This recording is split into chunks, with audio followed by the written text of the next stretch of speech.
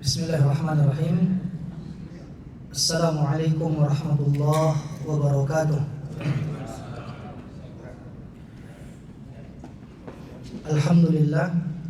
Alhamdulillahi rabbil alamin, wa bihi nasta'in ala umurid dunya waddin. Asyhadu an la ilaha illallah wa anna Muhammadan abduhu wa rasuluh alladzi la nabiyya wa la rasula ba'dah. Ma'asyiral muslimin, a'azzani Allah wa iyyakum jami'an. Materi khutbah yang disampaikan oleh Syekh kita tadi adalah berkaitan dengan buah daripada akhlak yang mulia. Nabi sallallahu alaihi wasallam bersabda dalam hadis riwayat Al-Imam Bukhari, "Innama bu'ithtu liutammima makarimal akhlaq." Fi riwayatin masalihal akhlaq. Tidaklah aku diutus terkecuali untuk menyempurnakan akhlak yang mulia. Ya. Maka akhlak yang baik adalah ibadah yang agung di sisi Allah Subhanahu wa taala. Dengannya sempurnalah iman seseorang, derajatnya akan diangkat, dan dengannya seseorang akan lebih dekat dengan Rasulullah sallallahu alaihi wasallam pada hari kiamat.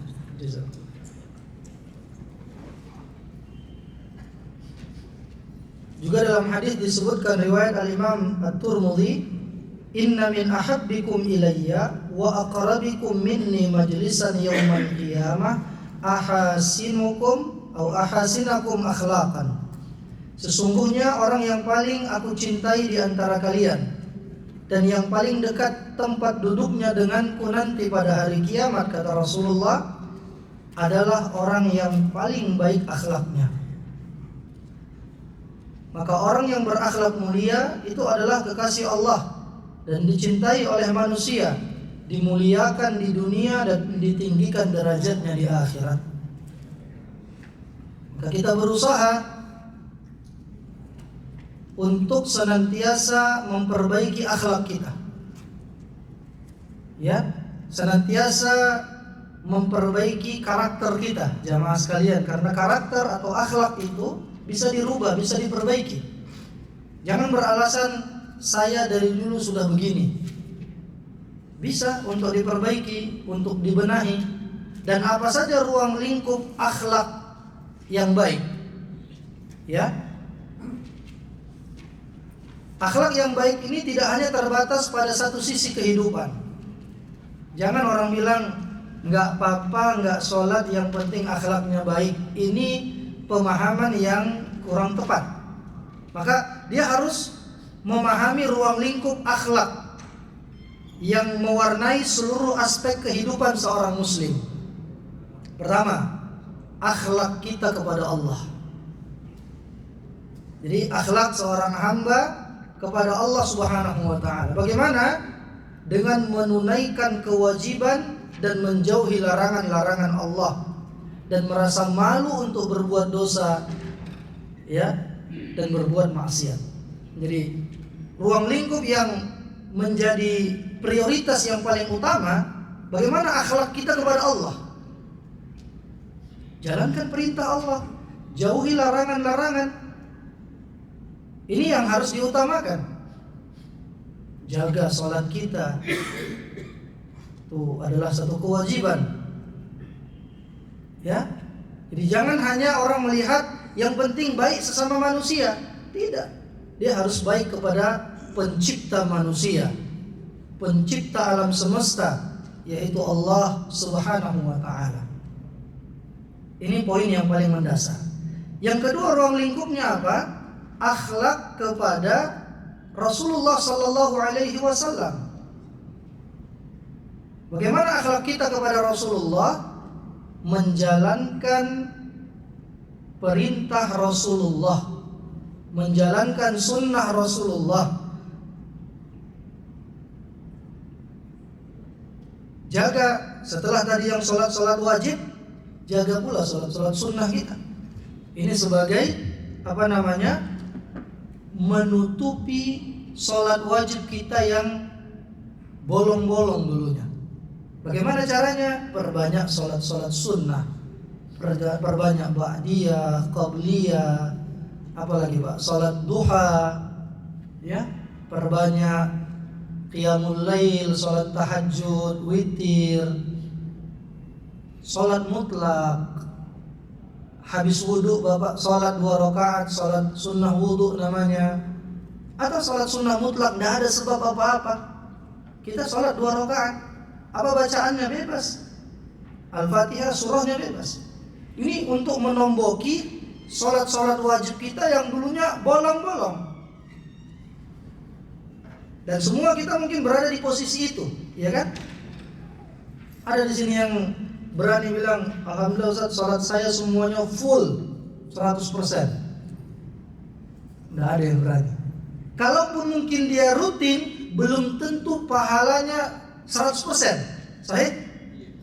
Ada yang sholat pahalanya dapat 2/3, setengah. Ada yang sholat dapatnya pahala 1/4, 1/6, 1/8. Bahkan ada yang sholat tidak dapat pahala sama sekali, hanya memenuhi kewajiban saja.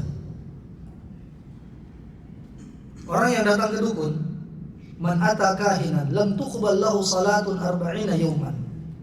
Tidak diterima salatnya 40 hari. Baik, dia wajib salat atau tidak? Wajib. Tapi ada pahalanya? Balas. Mati. Tidak dapat pahala sama sekali, tapi dia wajib salat. Nah, untuk menutupi itu jamaah sekalian, perbanyak salat-salat sunnah. Ini bukti kita berakhlak baik kepada Nabi. Agungkan ajaran beliau. Sunnah Nabi, sunnah dalam artian kalau dalam versi ulama akidah, cara beragama Rasulullah. Sunnah itu dalam bahasa artinya at-tariqah. Tariqat. Apa tariqat artinya? Jalan. Yakni tariqatun nabiyyi fid din. Jalan beragamanya Nabi. Apa hukumnya kita ikuti sunnah Nabi dalam versi ulama akidah? Wajib hukumnya. Cara beragama Nabi, jalan hidupnya Nabi, manhaj Rasulullah, pola beragama Rasulullah. Apa contohnya? Nabi memelihara jenggot. Itu sunnah dalam versi akidah. Artinya kita wajib mencontoh cara beragama Nabi. Ini bukti baiknya akhlak kita kepada Rasulullah. Jadi apa hukum memelihara jenggot bagi laki-laki? Wajib. Walaupun ada khilaf di sana gitu ya. Tapi sunnah di sini bukan artinya dalam versi ulama fikih dikerjakan berpahala, ditinggalkan tidak apa-apa, bukan. Tetapi dalam versi ulama akidah, sunnah tariqatun nabiyyi fid din. Jalan beragamanya Nabi. Cara beragamanya Rasulullah. Itu ya. Nah, apalagi misalnya para sahabat, mereka mencontoh Rasulullah sampai misalnya dalam tata cara berpakaiannya, begitu ya, dalam tata cara jalannya, walaupun ini tidaklah wajib. Baik, tapi karena kecintaan mereka, jadi akhlak kita kepada Rasulullah, ikuti ajaran beliau, jangan melakukan amalan yang menyelisihi sunnah. Ya, tidak boleh kita melakukan satu amalan yang tidak ada perintahnya dari Nabi SAW. Agama ini sudah sempurna, tidak butuh ditambah-tambah dan jangan dikurang-kurang. Ma min amalin yuqarribukum ilal jannah aw yuba'idukum 'anil nari illa wa qad buyyina lakum. Tidak ada satu amalan yang mendekatkan kalian ke surga atau menjauhkan kalian dari neraka kecuali itu sudah dijelaskan. Dalam sebuah asar juga disebutkan, "Fama lam yakun yauma idzin dina fala yakunu al-yauma dina." apa-apa saja yang bukan bagian agama di zaman Rasulullah, maka sampai kapanpun jangan dimasukkan dari bagian agama ini. Jadi udah sempurna agama kita. Yang wahyu yang disampaikan kepada Rasulullah sudah selesai, hadis-hadisnya juga sudah selesai disampaikan. Kita tinggal sami'na wa ata'na. Kami mendengar dan kami taat. Jangan sami'na wa asayna. Apa itu kalau sami'na wa asayna? Kami dengar tapi kami langgar, maksiati, asa. Tapi kan ini baik, tapi kan begini, tapi kan kami mengharap pahala Allah. Kalau memang itu baik, pasti ada contohnya dari Rasulullah dan para sahabat. Nah, jadi ini akhlak kita kepada Rasulullah, ruang lingkupnya. Kemudian akhlak kita kepada siapa? Kepada manusia. Nah, ini ruang lingkup ya. Berikutnya yang ketiga, berbuat baik kepada tetangga, kepada teman, kepada rekan kerja, kepada orang-orang yang ada di sekitar kita. Ini ruang lingkup akhlak yang mulia. Kita persempit lagi. Kepada siapa kita harus berakhlak yang mulia? Kepada keluarga kita. Dahulukan mereka. Ya. Jadi ruang lingkup akhlak yang mulia itu kepada keluarga kita, jamaah sekalian. Nabi saja ketika beliau diperintahkan untuk berdakwah, apa kata Allah? Wa anzir ashiratakal aqrabin. Berikan peringatan kepada kerabat-kerabat dekatmu. Maka lihat siapa yang duluan masuk Islam. As-sabiqunal awwalun. Itu punya tali kekeluargaan dan kedekatan dengan Nabi. Dari perempuan siapa as-sabiqunal awwalun? Khadijah bintu Khuwailid. Siapa beliau? Istri Rasulullah. Baik, dari kalangan anak-anak, siapa yang duluan masuk Islam? Ali bin Abi Thalib. Siapa beliau? Sepupunya Nabi, ya kan? Abu Thalib dengan Abdullah adik abang. Sepupunya Nabi, cuman Ali bin Abi Thalib usianya jauh dari Rasulullah. Begitu. Dari kalangan orang dewasa, siapa Pak duluan masuk Islam? Abu Bakar As-Siddiq. Ini teman sejawatnya Nabi. Shadiq, ya, Shadiqul Hamim. Ya, teman-teman Nabi ini Abu Bakar As-Siddiq. Masya Allah. Jadi hendaknya juga demikian. Ketika kita sudah belajar sunnah, sampaikan kepada orang-orang terdekat kita, keluarga kita. Walaupun belum tentu mereka menerima, tapi sampaikan. Jadi buah dari akhlak kita itu ruang lingkupnya adalah keluarga. Dan yang terakhir, ruang lingkupnya ya, yang keluarga tadi, misalnya kita bersikap lemah lembut, sabar, penuh kasih sayang kepada anak-anak, kepada istri, kepada orang tua dan kerabat. Bahkan Pak, kalau misalnya antum punya zakat mal, boleh Bapak berikan kepada keluarga-keluarga dekat. Dan itu lebih baik kalau mereka tidak tersinggung. Karena ada juga keluarga kita kasih zakat, kamu pikir saya miskin gitu. Tapi kalau dia merasa dia tidak protes, silahkan berikan zakat mal. Ya. Yang tidak boleh kita berikan kepada siapa? Orang yang di bawah tanggung jawab kita, wajib kita menafkahinya.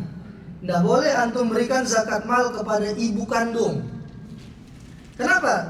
Beliau berada di bawah tanggung jawab kita. Kepada anak, tidak boleh. Tapi kalau misalnya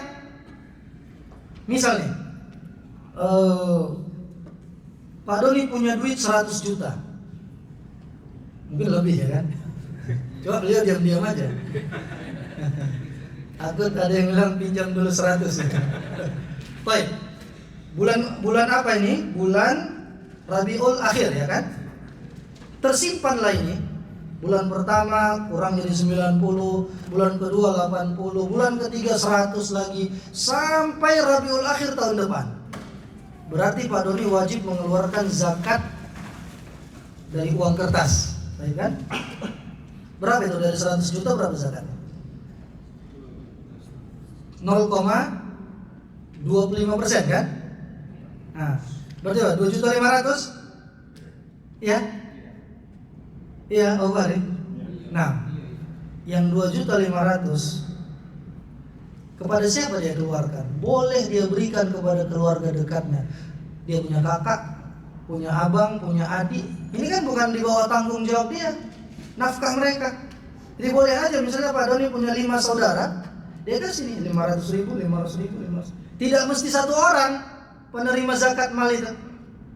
Boleh 5 orang, boleh 3 orang. Berikan kepada keluarga dekat kita. Ini masuk dalam pembahasan akhlak yang baik, gitu ya. Silakan. Tapi Pak Doni tidak boleh ngasih zakat itu kepada ibunya, karena ibu kita di bawah tanggung jawab kita nafkah. Ya, artinya kalau dia misalnya kekurangan, kita wajib membantunya kalau kita ada lebih. Sebagai seorang anak, kata Rasulullah dalam hadis muttafaqun alaih, anta wa maluka li abik. Engkau dan hartamu milik bapakmu. Sekiranya ada ayah, tidak ada lagi beras di rumahnya, dia ambil beras anaknya 1-2 kilogram, dia curi, dia tidak berdosa. Karena engkau dan hartamu milik bapakmu. Tapi ini kebutuhan pokok ya. Jangan pula mencuri uang anak, kata Ustaz itu boleh. Dicuri 1 juta untuk apa? Bayar kredit mobil. Gak boleh kalau seperti itu, bukan kebutuhan pokok. Baik. Ini akhlak kepada keluarga. Dan yang terakhir, akhlak kepada diri sendiri.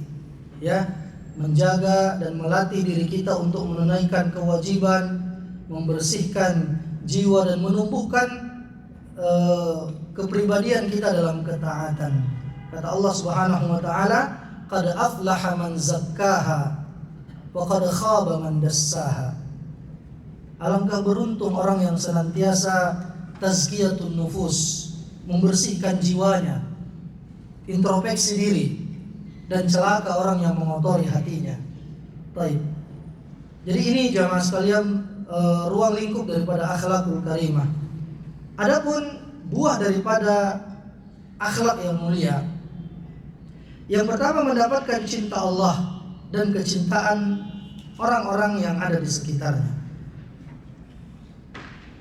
Mendapatkan cinta Allah Subhanahu wa taala, mahabbatullah, dan orang-orang yang ada di sekitarnya. Dalam sebuah hadis yang sahih riwayat Al-Imam At-Tabrani disebutkan, ahabbu ibadillahi ilallahi ahsanuhum khuluqan. Hamba Allah yang paling dicintai adalah yang paling baik akhlaknya. Ya, orang yang berakhlak baik akan dicintai oleh masyarakat. Sahih. Disenangi oleh manusia dan membawa ketenangan bagi orang-orang sekitarnya. Makanya Nabi mendapatkan gelar As-Sadiqul Amin, yang jujur dan juga yang amanah, terpercaya. Ya, sampai-sampai orang-orang kafir Quraisy Mekah, ketika mereka hendak berangkat berdagang ke negeri Syam, arah Jordan, arah Suriah sana, dari Madinah, dari Mekah waktu itu, mereka tetap menitipkan barangnya, barang-barang berharganya kepada Nabi Muhammad. Padahal berbeda agama, tapi mereka tetap percaya kepada Rasulullah Sallallahu Alaihi Wasallam. Ya. Kemudian yang berikutnya adalah meninggikan derajat dan melipat gandakan pahala. Ini diantara buah dari akhlak yang baik. Mendapatkan derajat yang tinggi dan pahalanya berlipat ganda. Dalam hadis riwayat Al-Imam Abu Daud disebutkan, innal mu'min la yudriku bi husni khuluqihi darajatas shaimil qa'im. Sesungguhnya seorang mukmin dengan akhlaknya yang baik itu dapat mencapai derajat orang yang berpuasa dan orang yang mendirikan salat malam. Jadi orang yang akhlaknya baik ini pahalanya bersifat permanen, terus bertambah karena itu menyatu dalam kepribadiannya. Bahkan derajatnya bisa melampaui orang yang as-saim al-qaim, orang yang berpuasa dan orang yang salat malam. Ya, dan juga memberikan kepadanya keberkahan rezeki. Akhlak yang baik menjadi sebab luasnya rezeki, panjangnya umur dalam keberkahan, serta hidup yang tentram dan bahagia. Imam Ahmad bin Hanbal ini terkenal orang yang banyak hafalannya. Disebutkan kana Ahmad bin Hanbal yahfazu alfi hadis. Adalah Imam Ahmad bin Hanbal itu sudah hafal 1 juta hadis. Masya Allah, 1 juta hadis.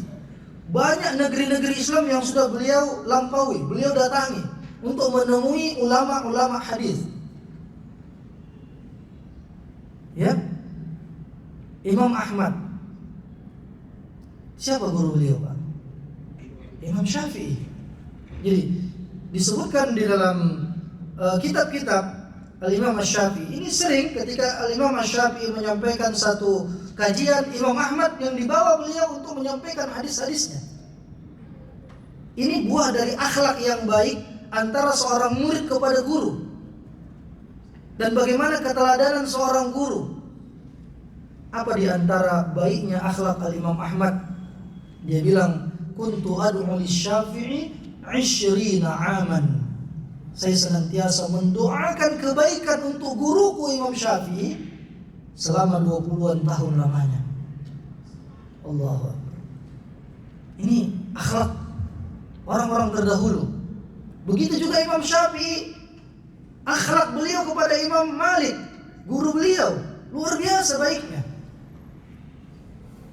Maka ada keberkahan ilmu.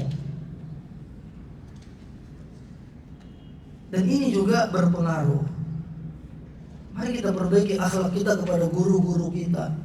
Siapa guru kita 20 tahun yang lalu? Mungkin kita namanya lupa. Konon lagi mau mendoakannya. Maka doakan orang-orang yang telah mengajarkan kebaikan kepada kita. Alif, bata. Siapa yang pernah mengajarkan itu dulu kepada kita? Doakan mereka. Agar Allah berikan keberkahan pada ilmu kita, pada amal kita. Lihat bagaimana ikhlasnya Imam Syafi'i. Ada salah seorang murid-murid beliau yang agak lambat menerima pelajaran, lambat pahamnya. Jadi di majelis Imam Syafi'i, dia lambat memahami pelajaran nahwu waktu itu. Akhirnya murid ini berencana mau pulang saja. Udahlah, saya pergi aja lah. Di tengah jalan ketemu sama Imam Syafi'i. Ya kan? Karena kan ada yang begitu memang kan, ada orang yang lambat pahamnya, tapi begitu paham lama juga dia ingatnya. Ada yang cepat paham, cepat hilang juga. Ada yang lebih parah nih, udah lambat paham, lambat ngapal, begitu hafal hilang cepat. Gitu kan? Masya Allah. Ini lama dia paham. Jadi ketika berpapasan dengan Imam Syafi'i, apa kata Imam Syafi'i? Karena muridnya itu mengadukan, saya lama memahami pelajaran ini. Ya, kata Imam Syafi'i, "Lau kana al-ilmu mithla at-ta'ami la at'amtuhu iyyaka." Seandainya ilmu ini seperti makanan, aku akan bersedia menyuapkan itu kepadamu. Masya Allah. Jadi guru itu, lihat karakter akhlak baik Imam Syafi'i, memang benar-benar dia menginginkan kebaikan untuk muridnya. Bukan hanya SKS, sistem kebut semalam. Enggak. Jadi tujuannya supaya apa? Murid itu faham, bisa mengamalkan. Luar biasa. Di sini letak keberkahan ilmu. Dengan akhlak yang baik, jamaah sekalian. Doakan guru-guru kita, asatidzah kita, orang-orang yang pernah mengajarkan kebaikan kepada kita. Sebut mereka dalam munajat-munajat kita. Sebut nama mereka dalam doa kita.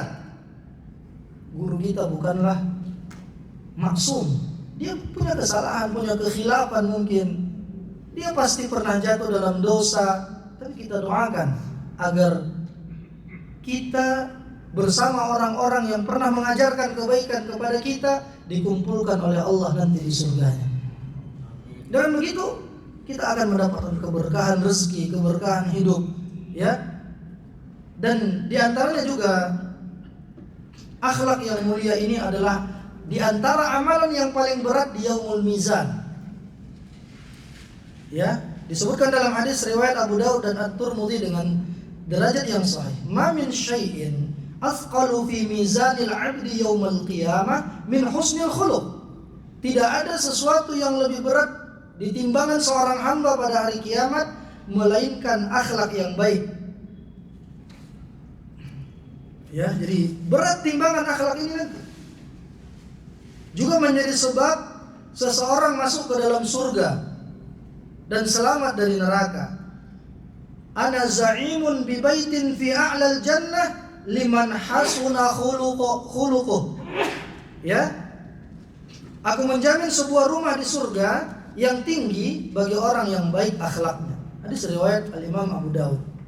Dan juga akhlak ini menandakan kesempurnaan Islam seseorang. Dalam hadis yang sahih riwayat Al-Imam At-Tirmidzi dikatakan akmalul mu'minina imanan ahsanuhum khuluqan.